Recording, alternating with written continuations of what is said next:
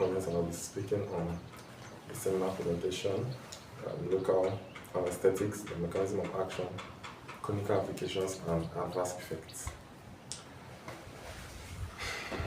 Introduction. Local anesthetics are a group of pharmacological agents that cause a temporary reversible loss of sensation in a specific region of the body, thus affecting the patient's level of consciousness. They achieve this effect by selectively inhibiting nerve conduction, particularly in peripheral sensory neurons. As a result, local anesthetics are widely used to manage pain during minor surgical procedures, diagnostic interventions, and various forms of regional anesthesia. In contrast to general anesthetics, which induce unconsciousness and systemic effects on the central nervous system, local anesthetics are confined to the site of application, enabling safe and targeted analgesia, while allowing patients to remain alert and responsive. Understanding the mechanisms by which local anesthetics exert their effects is crucial for safe and effective clinical practice. This paper will explore the mechanism of action and local anesthetics in detail, followed by a discussion of their clinical uses across medical disciplines and an analysis of associated side effects and toxicity. Through this examination, clinicians and students alike can develop a clearer understanding of these indispensable medications and apply them with greater precision and safety. To comprehend how local anesthetics function, it is essential to understand the basic physiology of the nerve conduction. Neurons, the primary cells of the nervous system, transmit electrical signals known as action potentials. These signals are generated by the movement of ions, particularly sodium and potassium, across the neuronal membrane through specialized proteins called ion channels. At rest, a neuron maintains a negative membrane potential due to the distribution of ions. When stimulated, voltage-gated sodium channels open, allowing sodium to influx, leading to depolarization. This change in electrical charge propagates along the axon, transmitting the nerve impulse. Subsequently, potassium channels open to repolarize the membrane, restoring the resting potential. How local anesthetics work. Local anesthetics interrupt nerve signal transmission by reversibly binding to voltage-gated sodium channels, particularly the NaV 1.7, NaV 1.8, and NaV 1.9 subtypes in the peripheral nerves. By blocking sodium influx during the depolarization phase, they prevent the initiation and conduction of action potentials.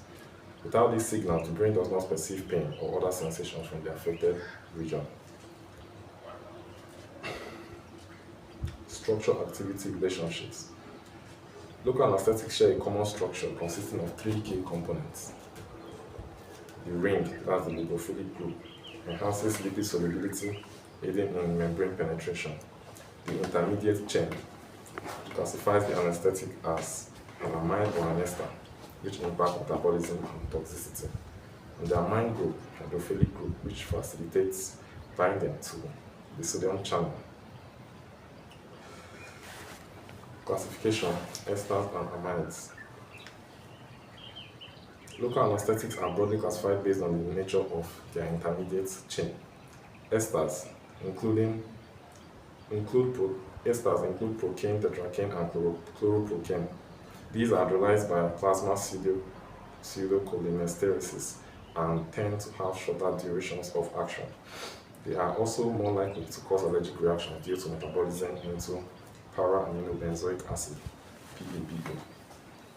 Amides include lidocaine, bupivacaine, mepivacaine, and ropivacaine. These are metabolized in the liver and generally have longer durations and lower allergenic potential. The pharmacokinetic and pharmacodynamic factors. Several physiochemical and biological properties influence how well a local anesthetic works. For example, pKa. The closer the pKa of the drug is to physiological pH 7.4, the higher the proportion of the non-ionized form, leading to a faster onset. The lipid solubility. More lipophilic agents penetrate membranes more easily, increasing potency and duration. Protein binding. Drugs that bind more extensively to proteins have a longer duration of effect.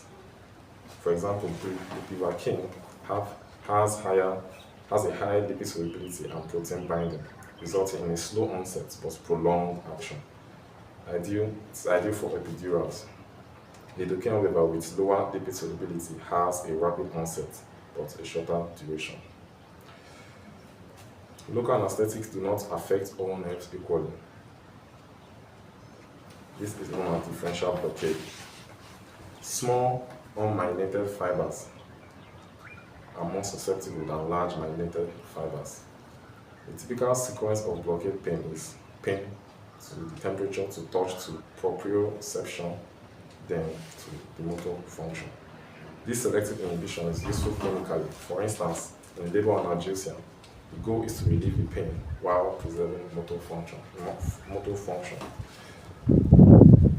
Channel subtype selectivity. Modern research has identified multiple sodium channel isoforms, some of which are preferentially expressed in sensory neurons. Efforts to develop more selective local anesthetics target NAV 1.7 and NAV 1.8 subtypes to minimize motor and central nervous system side effects while preserving analgesia. Clinical implications.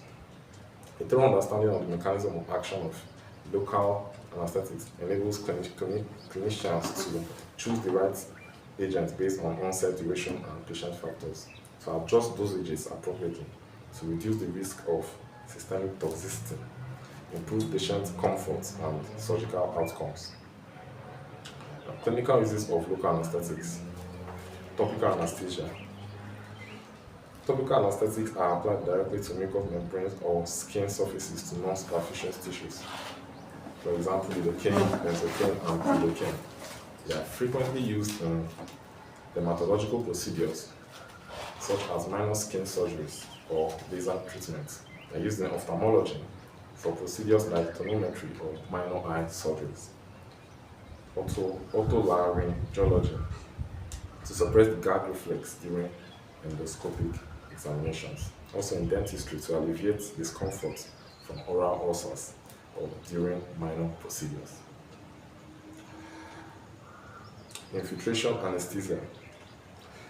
Infiltration anesthesia involves injecting local anesthetics directly into the tissues to anesthetize a specific area. The technique is commonly employed in minor surgical procedures such as excision of skin lesions or wound suturing, in dental procedures including tooth extractions and cavity preparations, in obstetrics for episiotomies or perineal repairs. Nerve blocks. Also use nerve blocks. Nerve blocks involve injecting anesthetics near specific nerves or near plexuses to block sensation in a larger area. They are categorized into peripheral nerve block, use systemic medication requirements, and quicker post-operative recovery. Pain management. Local anesthetic plays a significant role in both acute and chronic pain management. Post-operative pain. Continuous peripheral nerve blocks or epidural infusions can provide effective analgesia. Chronic pain syndromes such as neuropathic pain or complex regional pain syndrome, where local anesthetics can be administered via nerve blocks or topical formulations. Diagnostic blocks to identify the source of the pain and guide further treatment. In emergency and pre-hospital care. In emergency settings, local anesthetics are invaluable for wound management, facilitating painless cleaning and suturing, fracture reductions, providing analgesia during manipulations, procedural sedation as adjuncts to reduce the need for systemic sedatives. Their rapid onset and relative safety profile make them suitable for use in pre-hospital environments by trained personnel. Special considerations. When selecting local anesthetic, several factors must be considered. Patient-specific factors such as age, comorbidities, and potential allergies. Procedural requirements including the desired onset and duration of the anesthesia. Drug properties, understanding the pharmacokinetics and potential side effects. For example, bupivacaine offers prolonged anesthesia but carries a higher risk of cardiotoxicity, necessitating careful dosing and monitoring. Side effects and toxicity of local anesthetics. Local anesthetics are generally considered safe when administered correctly, but like any drug, it can produce side effects or toxicity. Adverse reactions can result from inappropriate dosing, rapid absorption into the bloodstream, or patient-specific factors such as allergies or comorbidities.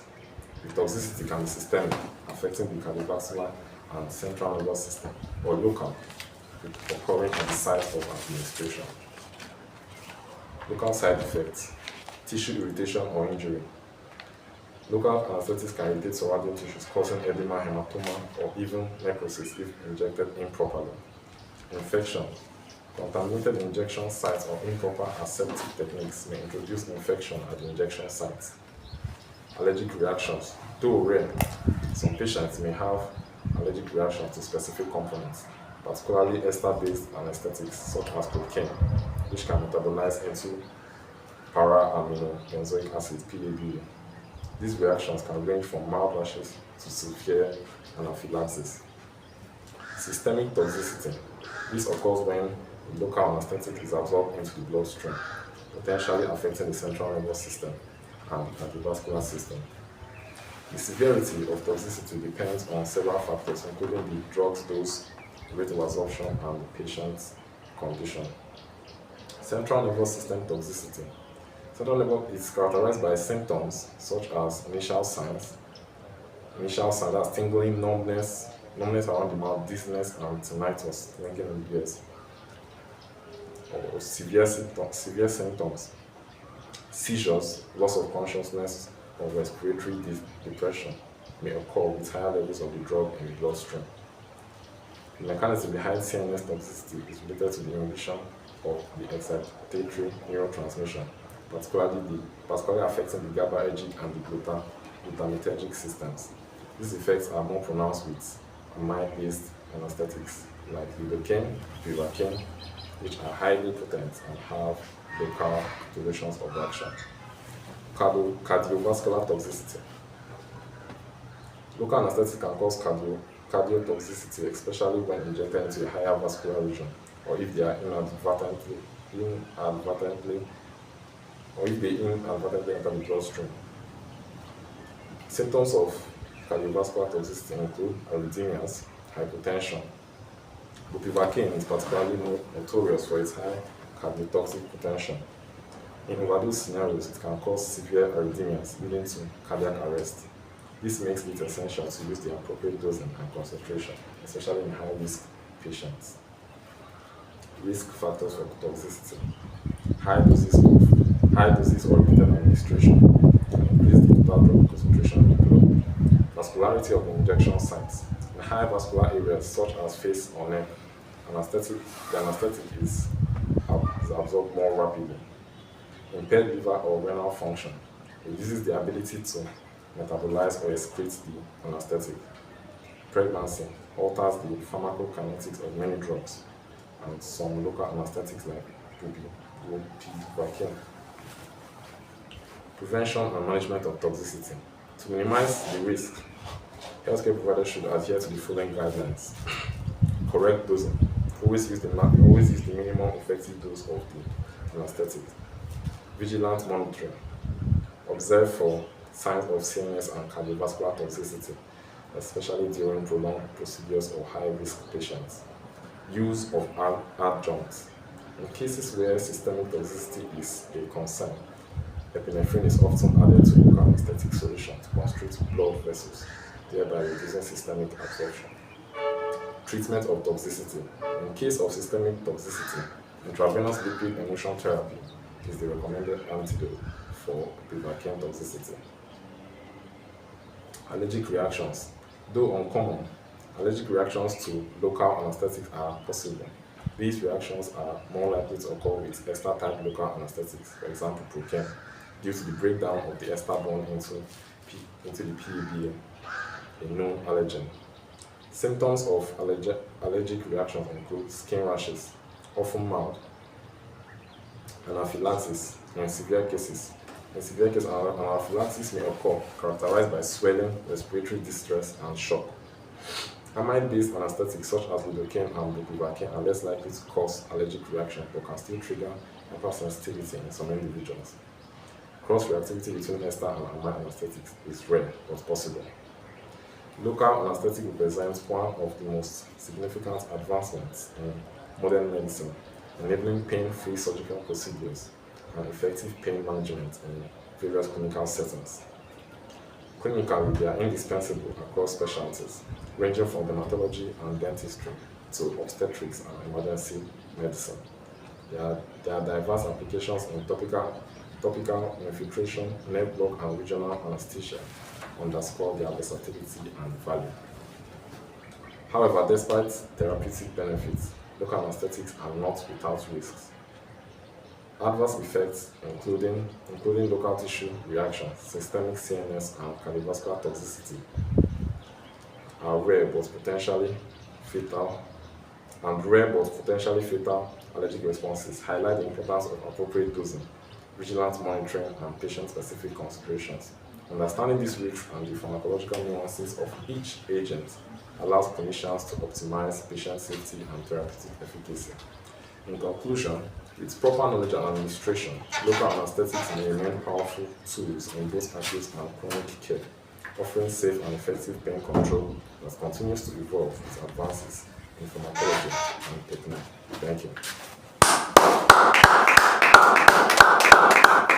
Thank you. Thank you.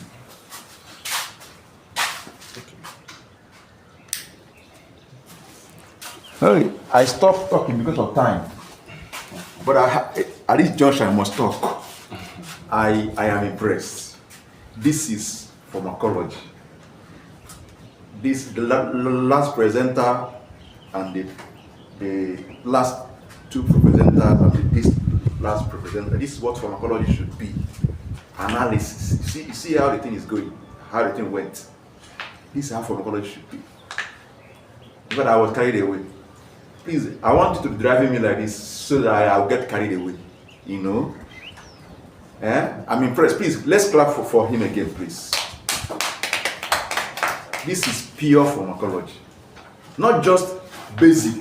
In fact, he started from physiology, entered pharmacology, entered basic pharmacology, then now went into what?